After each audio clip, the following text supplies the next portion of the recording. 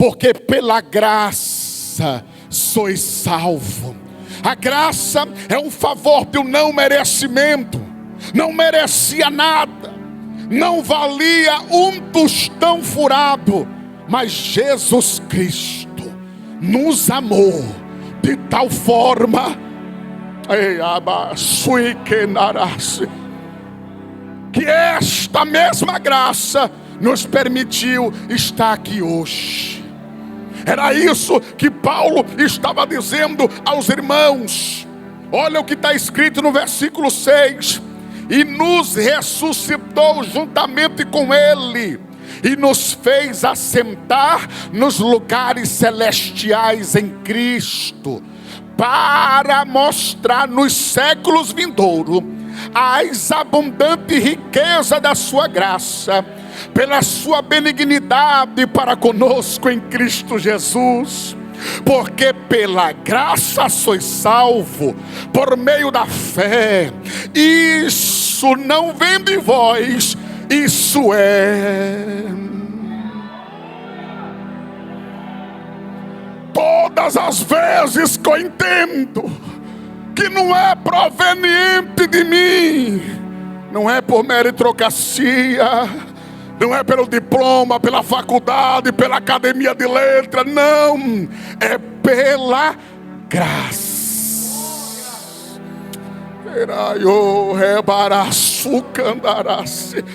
Versículo de número 8 é firme em dizer: porque pela graça sois salvo. Versículo 9: não vem das obras, para que ninguém vos vanglorie. Não é pelas obras, não é pelo que você fez, não é pelo que você faz. É muito importante, continue fazendo, mas não é por isso.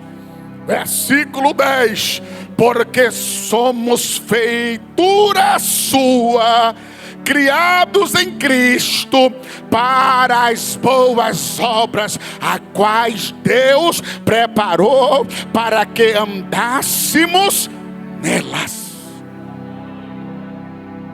Paulo está fortalecendo os irmãos, está dizendo: se permanecermos na graça, colheríamos os benefícios da tal graça. Irmãos, só valoriza a graça quem muito foi beneficiado por ela. Só beneficiários da graça que está presente aqui nesse culto pode adorar o nome dele.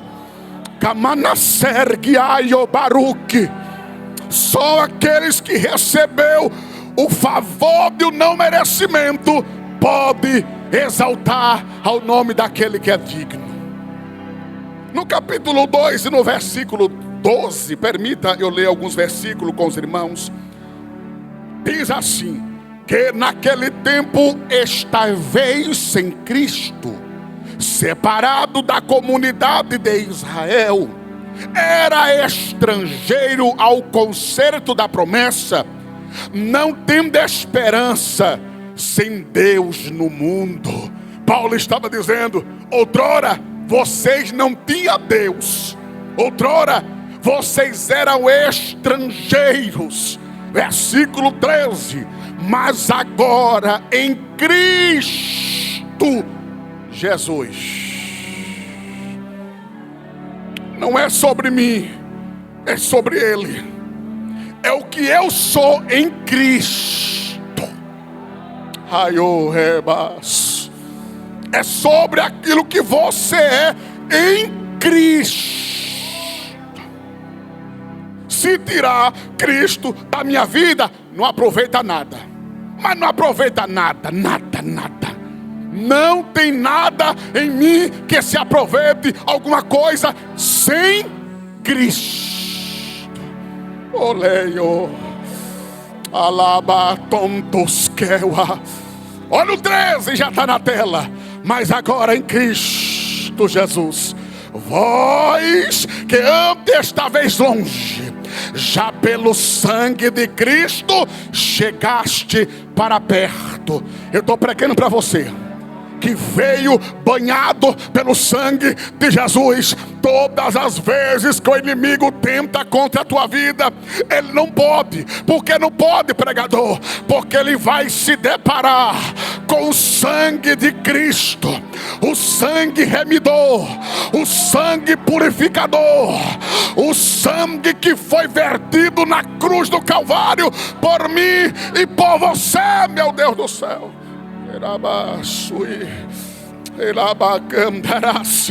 Versículo 14: porque Ele é a nossa paz, pelo qual de ambos os povos fez um, e derribando a parede de separação que estava no meio, e na carne desfez a inimizade, isto é, da lei dos mandamentos, que consistia em ordenância, para criar em si mesmo dos dois um povo, um homem, mas fazendo a paz. Aí vem o versículo 16: e pela cruz reconciliar ambos com Deus em um só corpo, matando a inimizade.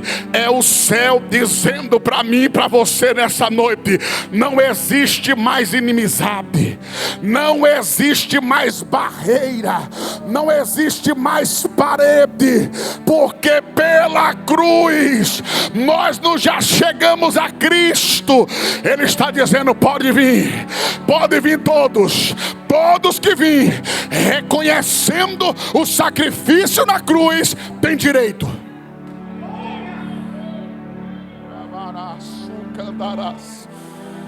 Versículo 17: e vindo, ele evangelizou a paz a vós que estáveis longe, aos que estavam perto,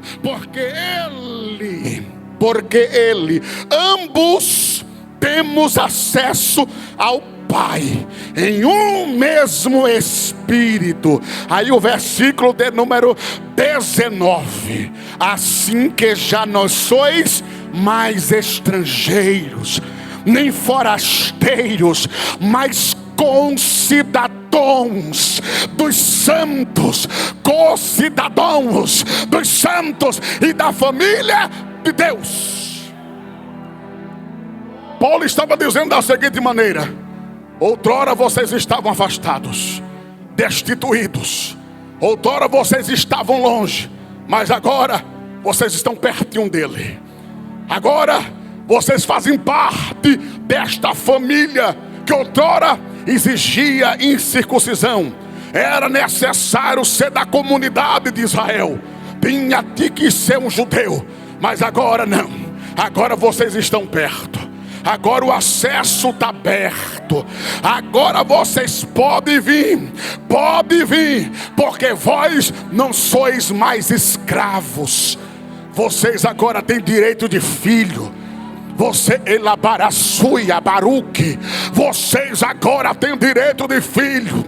É o céu dizendo: olha, tudo bem que alguns escravos, salvo as exceções, dentro da sua casa, o seu senhor usa até de misericórdia, usa até de bondade, mas é o seguinte: escravo não tem direito de permanência, mas os filhos, além de direito de permanência, tem direito à herança.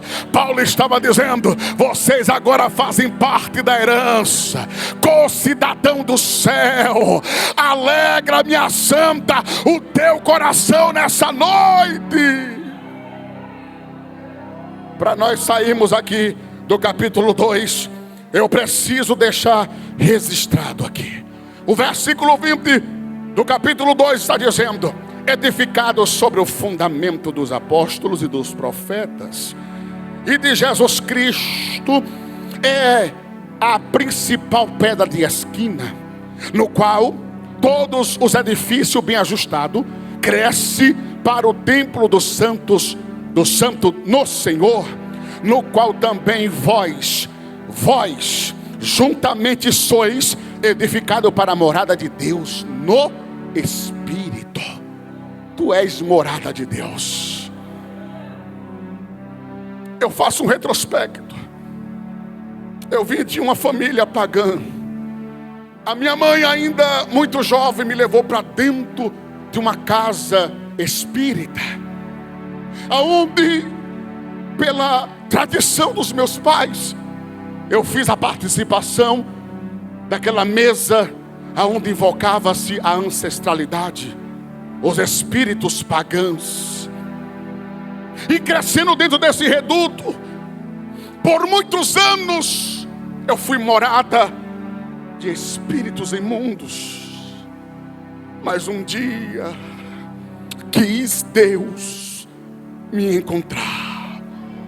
Respeito minha mãe até hoje. A cultura e a religião dela não faz diferença. Todo dia eu oro pela minha mãe. Todo dia eu profetizo e digo: Senhor, salva a tua serva. Ela está lá. Mas eu creio que um dia a mesma graça que me alcançou vai alcançar ela.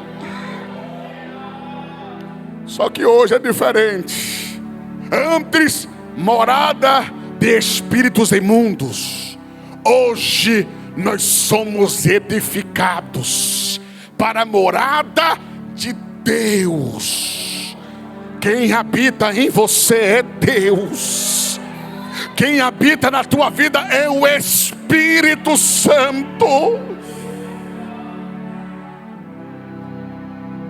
Observa que esta igreja em Éfeso era uma igreja fundada por Paulo, ali por volta de 52 anos depois de Cristo, na viagem de retorno de Paulo a Jerusalém. Um ano mais tarde, o apóstolo Paulo visitou esta mesma igreja. E na sua terceira viagem missionária, Paulo permanece lá por 3 anos. 3 anos Paulo permanece ensinando a igreja em Éfeso. O interessante é que quando Paulo passou e evangelizou aquela região, Deus havia levantado um casal, Áquila e Priscila. Este fez um bom trabalho. Este foi fiel a Deus e cumpriu o seu ofício. Só que dessa vez agora, a Bíblia diz, primeira carta de Paulo a Timóteo, no capítulo de número 1 e no versículo de número 3, Paulo escolheu a Timóteo. Paulo elegeu a Timóteo para quê? Para tomar conta daquela igreja, para ensinar os irmãos. Está escrito: como te roguei, quando parti para a Macedônia, que ficasse em Éfeso, para advertires alguns que não ensinem outra doutrina. Paulo tinha uma preocupação muito grande de manter a unidade da igreja, num só princípio, num só ensinamento. Irmão, não tem 2 ensinamentos. O que se ensina lá no Belém, o nosso pastor José Wérito Bezerra da Costa, o nosso pastor Aguinaldo Silva está aqui também ensinando. E os pastores locais, nas vossas respectivas congregações, também ensinando. E com consequência, na sua casa, você ensina a mesma coisa aos seus filhos e assim sucessivamente. Que é isso, pregador? Mantendo os princípios. Somos uma igreja de princípios. Eu louvo a Deus, irmãos. Eu louvo a Deus, porque ainda nós somos uma igreja de princípios. Já se abriu a porta para tantas coisas. Já abriram portas aí, irmão, para tantas situações. Mas ainda nós estamos aqui preservando o bom costume. E eu quando vejo o Senhor escolhendo, porque quem escolheu a Timóteo foi o próprio Deus. Deus escolhe a Timóteo. E um dos conselhos que me faz chamar a atenção aqui nessa noite é quando Paulo, na segunda epístola a Timóteo, no capítulo 2, no versículo de número 1, segunda carta de Paulo a Timóteo, no capítulo 2, versículo de número 1: tu, pois, meu filho, fortifica-te em ti mesmo, fortifica-te no teu conhecimento, fortifica-te na graça. graça. Ele sabia da importância da graça. Fortifica-te na graça que há em Cristo Jesus. É noite de sermos fortificados. Eu não sei você, mas eu vim com a carência. Eu vim com a dependência de ser fortificado. Irmãos, deixa eu particularizar aos irmãos aqui. Todas as vezes que antecede uma viagem, um congresso, o meu corpo treme. Eu ainda sou um pregador que prepara o rascunho. Eu ainda sou um pouquinho uma moda antiga. Eu ainda oro a Deus, para Deus revelar a mensagem. E essa semana e a próxima vindoura está antecedendo a nossa ida ali no estado do Espírito Santo. É a nossa primeira ida naquele estado. Vamos ali para Vitória e tem um congresso ali para nós pregarmos. A semana toda eu estou pedindo a Deus que me fortifique na graça. Porque se eu for lá com conhecimentos humanos é inútil. Se eu for lá apenas como uma agenda de um pregador, postar foto no aeroporto e dizer hashtag partir, não funciona em nada.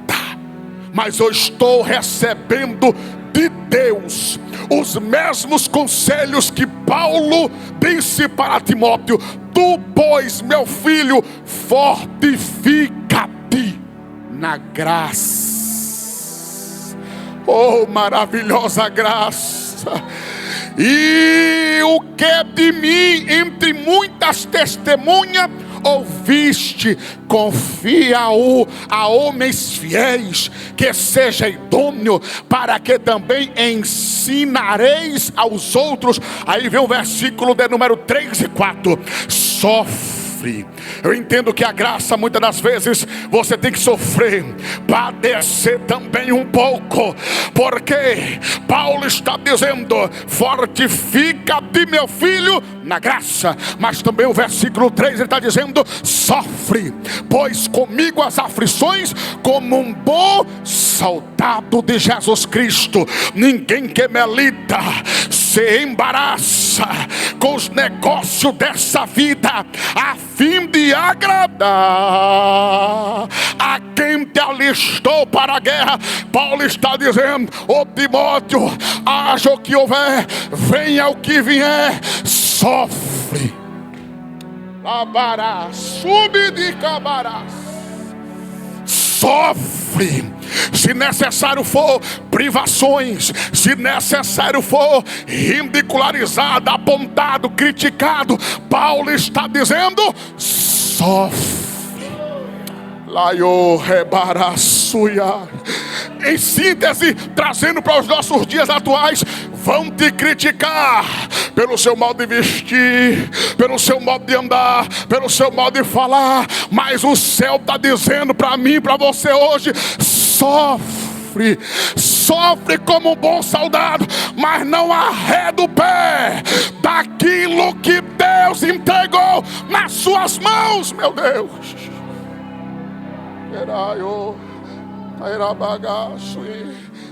Ele está dizendo: como um bom soldado, quem te alistou para a guerra,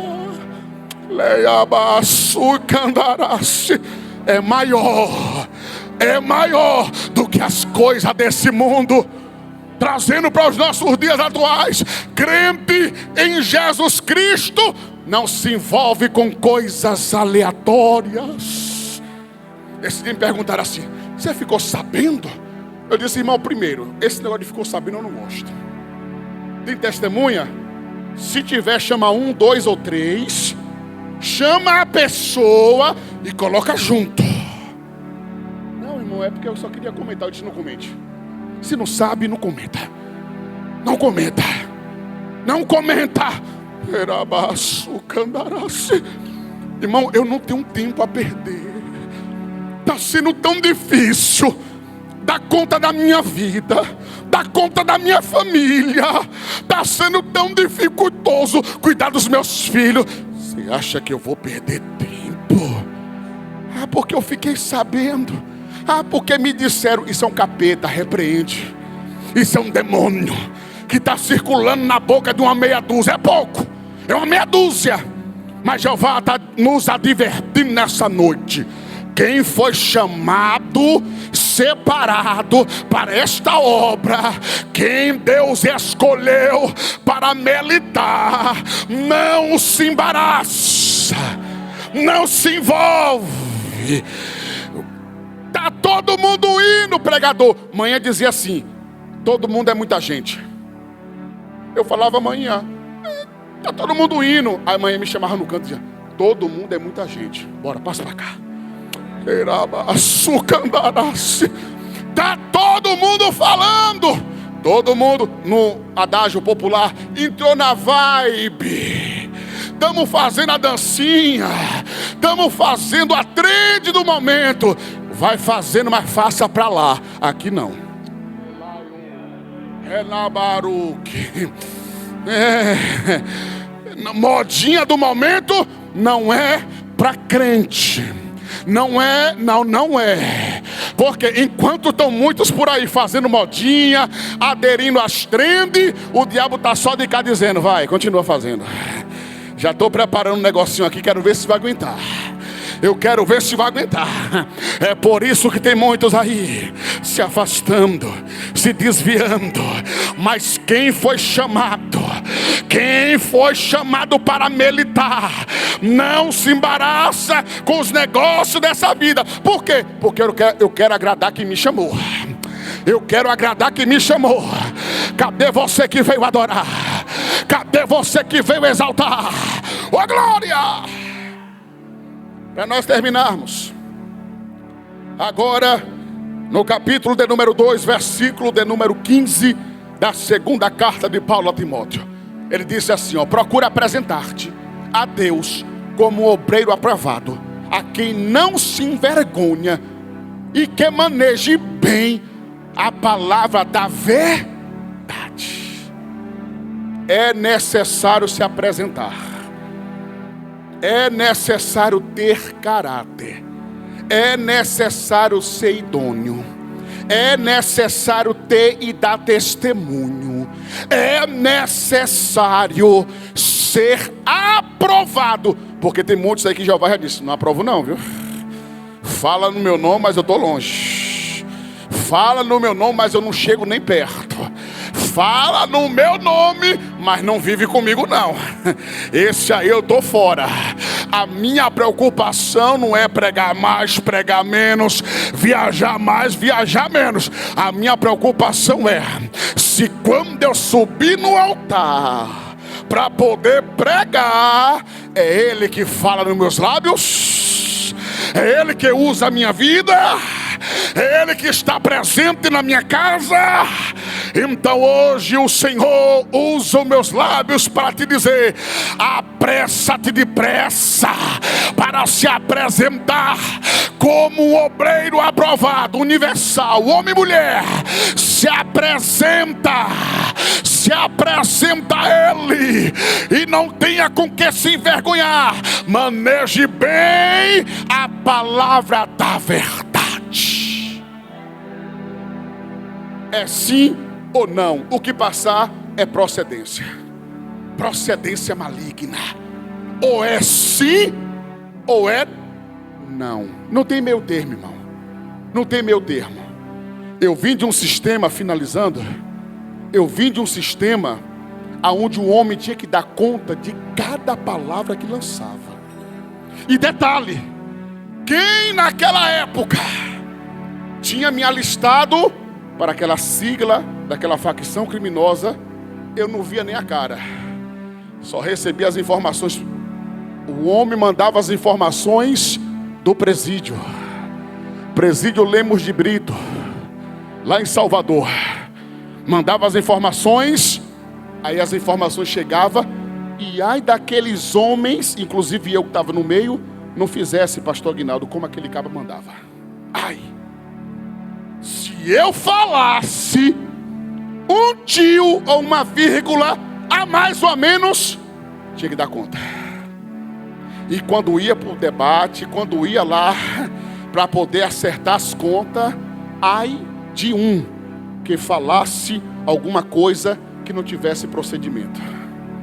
Aí hoje, na presença de Deus, lavado, remido, purificado pelo sangue do Cordeiro, liberto das tradições dos meus pais, livre do pecado.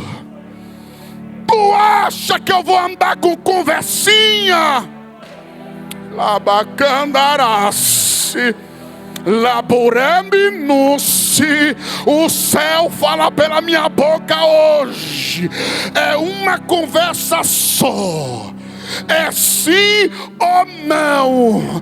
Haja o que houver, venha o que vier, se mantenha, maneja bem a palavra da verdade. Apressa de apresentar perante a Ele como alguém aprovado, um obreiro aprovado. Porque para exigir nós exigimos muito, mas quando Ele cobra de nós, a matemática não bate, irmão. Eu não posso cobrar aquilo que eu não dou. Eu não posso cobrar aquilo que eu não exerço. Era Paulo dando as instruções a Timóteo. Agora eu quero finalizar. No capítulo 20 de Atos dos Apóstolos, no versículo 17, aqui é o resumo dos 3 anos de Paulo. 3 anos que Paulo ficou na igreja lá em Éfeso. O capítulo 20 e os versículos de número 17, 18 a seguir, olha que coisa linda. Está escrito assim: de Mileto mandou a Éfeso chamar os anciões da igreja, e logo chegaram-se junto dele. Disse-lhe: vós bem sabeis desde o princípio, desde o primeiro dia que entrei na Ásia, como em todo esse tempo me portei no meio de vós. Paulo estava dizendo: vocês conhecem o meu testemunho, vocês sabem como eu me portei aqui perante a todos vocês, todos esses anos,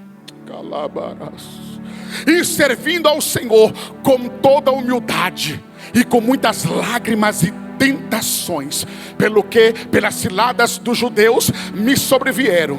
Como nada que útil seja, deixei de vos anunciar e ensinar publicamente, testificando tanto aos judeus como aos gregos a convenção a Deus e a fé em nosso Senhor Jesus Cristo. Aí o versículo 22: e agora eis que ligado e pelo Espírito vou para Jerusalém, não sabendo de que há de me acontecer lá. Paulo estava dizendo: eu sou guiado pelo Espírito. O que vai acontecer lá eu não sei muito ao certo, mas eu estou indo, prosseguindo ao meu chamado. E aqueles homens anciões e os irmãos da igreja ficaram preocupados, porque a fala de Paulo era carregada de despedida. Era um homem de Deus que ficou 3 anos em uma igreja, pregando, testemunhando, destilando a essência de Cristo. Eu fico impressionado como tem pessoas que em pouco tempo eu fecho a Bíblia, em pouco tempo que fica no ambiente, mas causa tanta contenda, tanta dissensões, mas tanta discórdia. Semana passada eu vim do Paraná, e as palavras do pastor, vou preservar nome, por ética, ministério, enfim, mas ele disse assim para mim: pastor, ora por mim, pela minha família, pelo amor de Deus. Aí disse: tem um casal de obreiros na igreja que está trazendo maior confusão, contenda. Eu não posso colocar para fora, eu não posso desejar mal. Como pastor, estou orando pela vida deles, e eu senti o peso da fala daquele irmão, daquele pastor. E eu fico imaginando como nós somos ricos de obreiros, homens e mulheres de Deus, que testemunham a Cristo, que vivem a Cristo. O meu apelo nessa noite é, pelo amor de Deus, permanece assim. Se eu não posso ajudar, eu também não vou atrapalhar. Porque tem muitos lugares aí que estão sofrendo, estão passando por dificuldades. E eu voltei para casa com aquilo na cabeça. Eu disse, meu Deus, misericórdia, meu Pai, deste pastor, desta igreja, deste ministério. E eu disse, eu vou orar pela sua vida, pastor, pela sua família. Porque eu não vim aqui apenas pregar, receber oferta, mas eu vim como um amigo. E pelo menos a minha parte eu estou fazendo. Fui lá na cidade, lá no Paraná, preguei. Acabava o culto, o pastor me levava para o hotel. Do hotel já ligava para minha esposa. Dizia, aqui minha esposa, estou em casa, ou estou no hotel, estou aqui, graças a Deus. E monitorando os meus passos, mostrando o testemunho. Porque tem muitos que saem por aí, quando voltam, irmãos, deixam um rastro de sujeira. Mas eu louvo a Deus pela sua casa, pela sua família, por homens e mulheres de Deus que estão dando testemunho. Paulo estava dizendo, eu estou indo guiado pelo Espírito. Finalizo. Não sei o que vai acontecer comigo, mas de uma coisa eu tenho por certo: o Espírito Santo que me guia de cidade em cidade, de lugar em lugar. Agora olha que coisa linda. Se ajuntou os irmãos, os anciões, a igreja, abraçou bem no cangote de Paulo e começou a beijá-lo, abraçá-lo, começou a desferir a ele carinho. A pergunta nessa noite é: que tipo de obreiro é você? É aquele obreiro que o pastor quer perto? Ou como nessa cidade que eu pastei, e o pastor estava dizendo, pelo amor de Deus, me ajuda, pelo amor de Deus, esse homem, essa mulher está trazendo tantas dissensões aqui.